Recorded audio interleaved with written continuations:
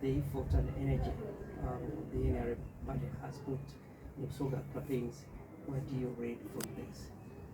That is a very beautiful question and extremely relevant in the political dispensation of the electorate cake as far as Uganda is concerned. Why is that important? Because of the following reasons. Number one, when you follow the electoral statistics that actually ensued in the last political dispensation, you realize that NUP won NRM by about 32,000 votes. That tells a story, a biting story. And the reason why NRM now is taking all efforts to come in Busoga to make sure that they affect the electorate in Busoga is because Busoga as a region constitutes about 10% of the electoral vote. 10% can actually swing an election. And therefore, Busoga becomes extremely important. A battlefield, political battlefield. If you want to understand the political battlefield in Uganda, you just have to come to Busoga. Why does this become extremely important? As I just told you, the electorate in Busoga, come last elections, NUP won by 32,000 votes. And yet, there are still substantial issues that affect the ordinary people of Busoga. We are talking about a region that has about 840,000 people who live below poverty line, out of the, call it 4.37 million people in Busoga. So it tells you that the majority of people in Busoga are affected by poverty. Number two, there is the sugar issue in Busoga. Sugar is fundamentally a very important aspect to the people of Busoga because it turns out to be its cash crop.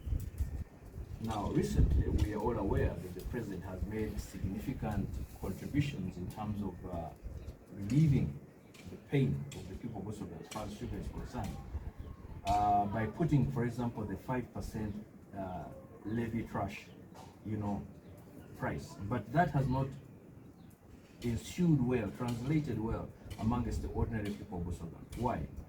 Because in spite of that, it has been almost seen, because right now sugarcane per ton is approximately about 90,000 shillings per ton. That is significantly low even compared to the production cost. So even this so-called 5% levy trash still bites on the people of Busoga. You touch sugar, you touch the hearts of Busoga. Government has also mastered the game of reinforcing its relationship with the cultural institutions of Busoga. And by that I'm talking about the partnership with the Chabazinga Ship. That being said, in its own sense, that does not culminate into an automatic vote. Why? Because the people of Busoga have learned to make a distinction between the political Chabazinga and the cultural Chabazinga. And so their allegiance is no longer on simple emotions. Their allegiance is now on substantive issues that bite, things to do with fishing, for example, the brutality of fishing around the locks, things to do with sugarcane, as I just mentioned, things to do with youth unemployment. 65% of the youth in Busoga are actually unemployed. So this again touches the heart of the people of Busoga. We have also got people who have held themselves as kingmakers in Busoga. Some of these people have presented their manifesto, and the people have actually welcomed them in big numbers. But the people of Busoga have also learned to make a distinction between emotions tied to these individuals as individuals compared to the NRM as a structure. So yes, the NRM has a strong structure in Busoga. NUP, on the other hand, has strong emotional attachment in Busoga. And then the independents have got frustration attachment with the people of Busoga. So when you're deciphering the people, the political dispensation in terms of Busoga, you must be able to analyze it in terms of NRM, structural strength, NUP, emotional strength, and structure in rural Busoga, and then emotion in urban Busoga, and then frustrated people in terms of the independence, and they also have got a bite in terms of the political cake of Busoga. So all these entities must be analyzed together so that you can be able to have a super thesis on what happened with the political dispensation of the fine people of Busoga. How critical is the Busoga vote? Absolutely credible indeed, because I told you 10% of the electoral cake is a fundamental vote. It can swing the elections. And so the president or the NRM, to use that phrase, has used all arsenals to make sure that they change the influence they take on this big cake called the Busoga vote. In your perspective, is the NRM speaking the issues affecting Busoga? The NRM has tried on a number of occasions. I just mentioned the issue of the 5% levy cash that has now been ensued as on by virtue of the Sugarcane Council, but that again does not trickle down on the ordinary people because it still bites.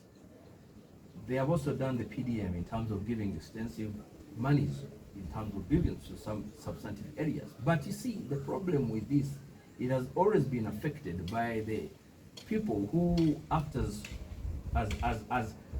the gods of those PDMs, and that does not trickle down to the ordinary people.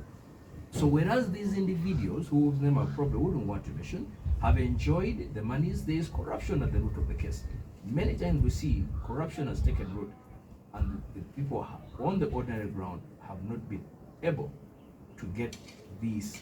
That's the reason why I just told you Busoga, as far as it has been rated, by the way, as one of the most poorest regions, even by virtue of the most recent statistics. In fact, come the last 5 years, it has descended further into poverty. So meaning that in spite of the fact that these pressures are there, the likes of the PDM, the likes of the appeasement by these individuals, they still not translated into the ordinary people. The ordinary person is still feeling the pinch. The ordinary Busoga is still crying, and he's changing the song. It's no longer a question of Jamera JNA. It's no longer a question of this segmented or even idealized talk where people loosely translate Busogas as people understand at the age of 40, which was a misconception and a misnomer. It's now a question that is at the heart of the very people of Busoga. The Busoga people are saying enough is enough, and they are ready to do it. Come this election, we're going to see so many changes. I know that Ginger City becomes the heart, Kamuri becomes the breath. I know that substantially there are areas, for example, the northern Choga, belt, which takes the likes of Uyende, the likes of Kariro, the likes of Kamuri. All those are substantially going to affect and swing the vote. So if you don't go down and trickle down that issue in terms of addressing the pains of the people of Busoga, come 2026, you're going to have a shock. So it's projectable that there's still a big battle between Busoga. I don't know has also affected itself because now there are certain individuals who had actually done substantially well, but now they are no longer on the ticket of NUP. So there has been divisions and infighting. So NUP has also got a fire within itself. So it's going to be a big battle. So if you want to understand the politics in Uganda, understand the politics in Busoga. Okay, we have seen that the NUP won in the same region during the last election, also invested in their region. How do you see the battle between the two? Between who? Between NUP and the NRM. In urban areas or generally? Generally. If you're talking about the battle between NUP and NRM, rural urban areas, Museveni has the lion's share. When it comes to city, the urban areas, strictly within urban areas, the likes of Ginger City and the likes, Iganga, for example, those municipalities, then NUP definitely has the lion's share. Yes. Thank you.